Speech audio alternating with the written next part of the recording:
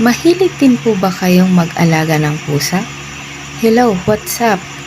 Your Cub Motivational TV is here. Isa ang pusa sa paboritong alagaan sa bahay. Subalit hindi alam ng karamihan na ang maikinikilos ng pusa ay may malalim na kahulugan.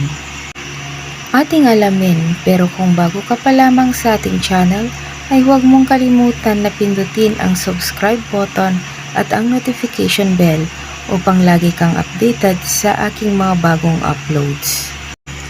Isa ang pusa sa pinakapaboritong hayop na inaalagaan sa bahay. Sa kabuuan nga ay mahigit sa 220 million cats o mga pusa ang ginagawang alaga as of year 2021. Ang pusa ay kilala sa kanyang scientific name na Felis catus na nagmula sa Felidae family. Napansin mo na rin ba ang iyong pusa sa kanyang kakatuwang posisyon sa kanyang pagtulog? Sang-ayon sa mga eksperto, ang pagtulog na nakatihaya ng isang pusa, meaning cats feel safe in his surroundings and trust people around them. Ikaw, may alaga ka rin bang pusa?